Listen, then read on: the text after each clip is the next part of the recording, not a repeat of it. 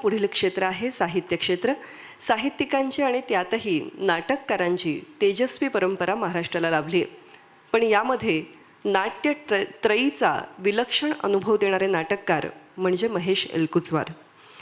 अर्थात त्यांच्या लेखणीचा अवकाश किंवा पैस यापेक्षा खूप मोठा आहे. आज ते स्वतः जरी या सोहळ्याला उपस्थित राहू शकलेले नसले तरी त्यांनी आपल्या शुभेच्छा या सोहळ्यासाठी पाठवलेल्या आहेत आणि पुरस्काराचा स्वीकार केलेला आहे. त्यांच्या वतीने डॉक्टर मोनिका गजेंद्र गडकर हा सन्मान स्वीकारणार आहेत. साहित्य क्षेत्रासाठी निवड समितीमध्ये ज्यांनी काम पाहिलं असे प्राध्यापक मिलिंद जोशी, श्री दिलीप माजगावकर आणि सौ मोनिका गजेंद्र गडकर स्वतः यांचे मनापासून आभार मानतो.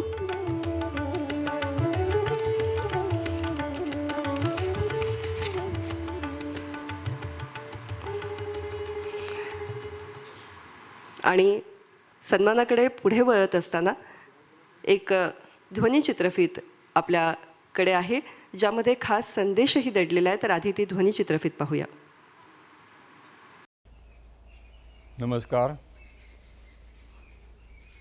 चतुरंग प्रतिष्ठान ह्या अत्यंत सन्माननीय आणि विख्यात सांस्कृतिक संघटनेने माझा सत्कार करायचा असं ठरवून मला अतिशय सुखद धक्का दिला. माझी आतापर्यंत समजूत होती की मुंबईकरांनाच फक्त हा सन्मान चतुरंग प्रतिष्ठान देतं, पण मला असं कळलं की या संस्थेला आता 50 वर्ष होत आहेत आणि त्यानिमित्तानं 11 लोकांचा, निरनिराळ्या क्षेत्रातल्या लोकांचा सन्मान चतुरंग प्रतिष्ठान करणार. आता ही जी 11 माणसं आहेत ती आपापल्या क्षेत्रातली अत्यंत सन्माननीय आणि उत्तुंग व्यक्तिमत्व आहेत. त्यांच्या बरोबरीनं मला चतुरंगनी हा सन्मान दिला याचा मला खरोखरच मनापासून आनंद झालेला आहे. चतुरंग प्रतिष्ठान हे विख्यात आहे आणि अनेक वर्षापासून विख्यात आहे. मी नागपूरकर असलो, मुंबईच्या बाहेर असलो तरी या संस्थेचं काम मला चांगलं परिचित आहे.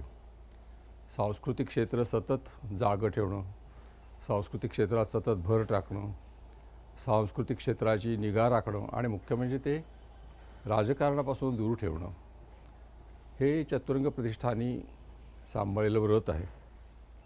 आता त्यांना 50 वर्षे पूर्ण होत आहेत. त्याबद्दल मी त्यांचं अभिनंदन करतो, त्यांना शुभेच्छा देतो. मला हा सन्मान दिला त्याबद्दल मी त्यांचे आभार मानतो आणि आणखी 50 वर्षांची वाटचाल तुम्ही लवकरच पूर्ण कराल आणि या संस्थेला 100 वर्ष होऊन 101वं वर्ष बघायला मिळो अशी माझी इच्छा आहे. धन्यवाद. नमस्कार. खरं तर महेश एलकुंचवारांच्या या शुभेच्छा म्हणजे चतुरंगसाठी सन्मान आहे असं म्हटलं तर ते वावगं ठरू नये. त्यासाठी त्यांचे आभार या ठिकाणी जाहीरपणे व्यक्त करते आणि त्यांना आपण जे मानपत्र प्रदान करणार आहोत ज्याचं लेखन केलं आहे प्राध्यापक मिलिंद जोशी यांनी, त्याचं वाचन करण्यासाठी शब्दमल्हारचे संपादक, प्रकाशक आणि संत साहित्याचे अभ्यासक स्वानंद बेदरकर यांना आमंत्रित करते.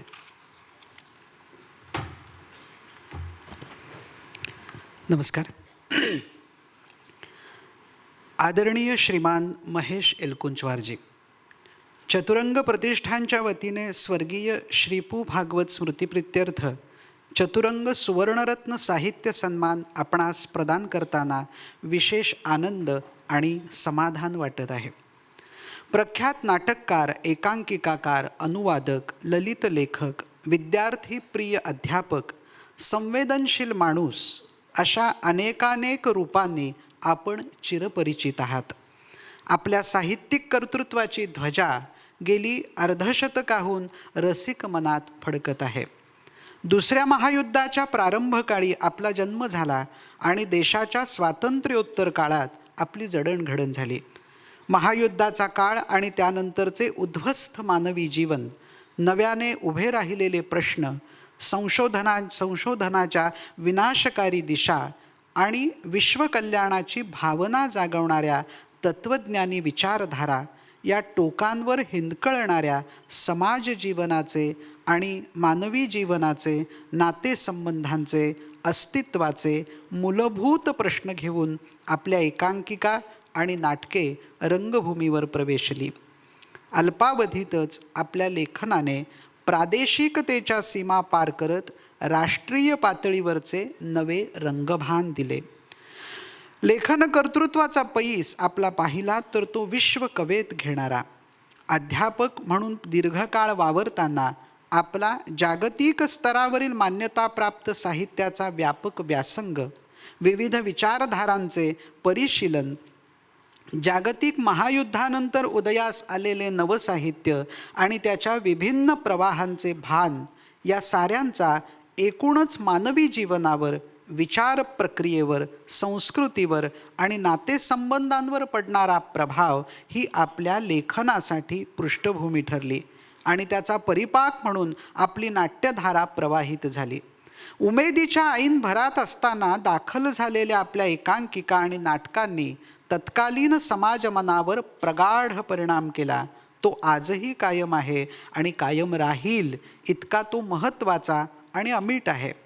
सुमारे 20पेक्षा अधिक नाटके, एकांकिका, दीर्घांक, अनुवाद, ललित लेखन, स्फुट लेखन, व्याख्यानांच्या माध्यमातून व्यक्त झालेले विचारधन आणि अध्यापनाच्या निमित्ताने युवा पिढीला सातत्याने केलेले मार्गदर्शन असे आपले बहुविध कर्तृत्व आहे.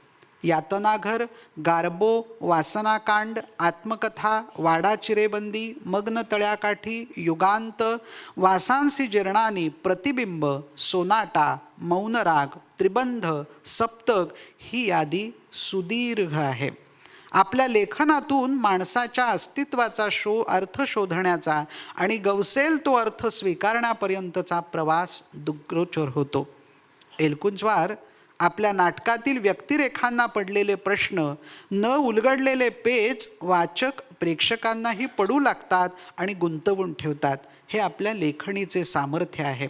आपले कसदार लेखन वाचक, प्रेक्षक, समीक्षक आणि आस्वादक साऱ्यांनाच आपल्या अस्तित्वाच्या शोधापर्यंत घेऊन जाते आणि पिंडे पिंडे मतिर्भिन्नहा या उक्तीला अनुसरून पुन्हा पुन्हा आपल्या परीने हा शोध लावण्यासाठी प्रवृत्त करते. हे वैशिष्ट्यपूर्ण आहे.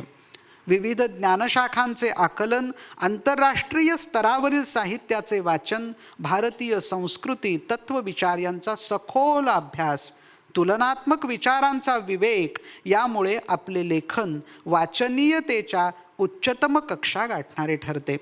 आपल्या नाटक आणि एकांकिकांमधून व्यक्त झालेल्या आशयाचे सूर काहीसे तीव्र वाटले तरी खटकत नाहीत, कारण ते वाचक प्रेक्षकांना जागृत करण्याचा प्रयत्न करत राहतात. संघर्षाचा, नात्यांचा, विस्कटण्याचा आणि माणूसपणाचा पट विणत राहतात.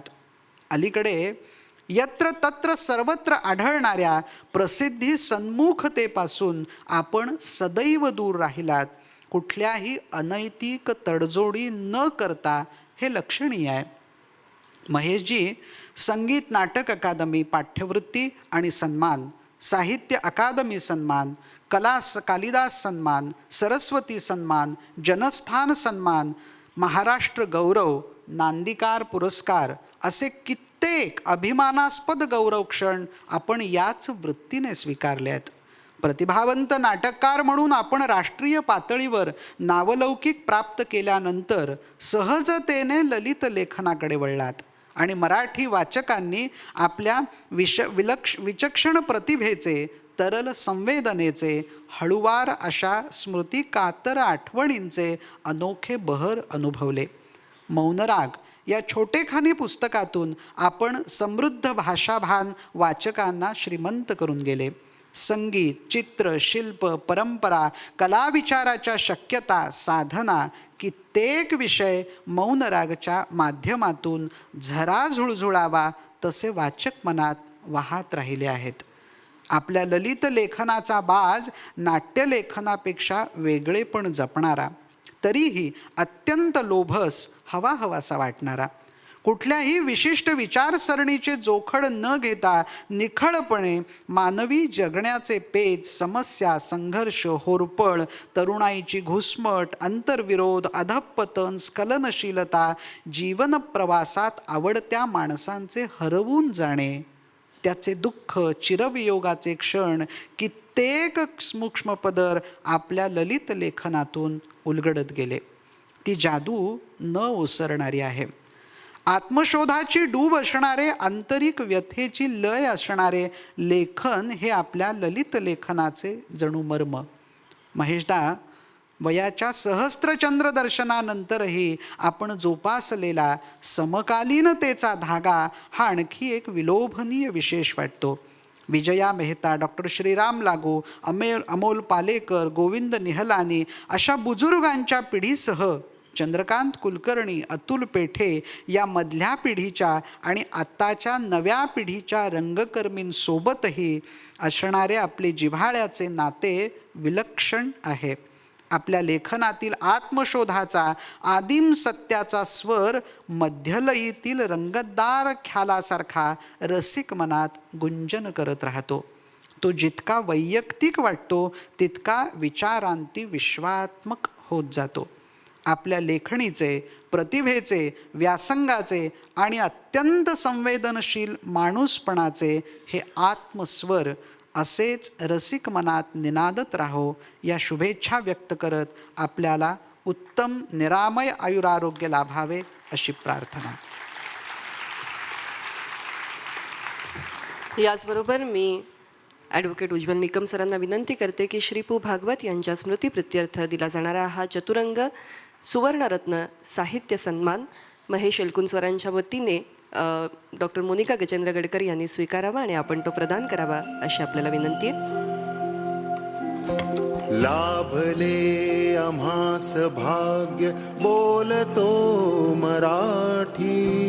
लाभले आम्हास भाग्य बोलतो मराठी. जाहलो खरेच धन्य ऐकतो मराठी.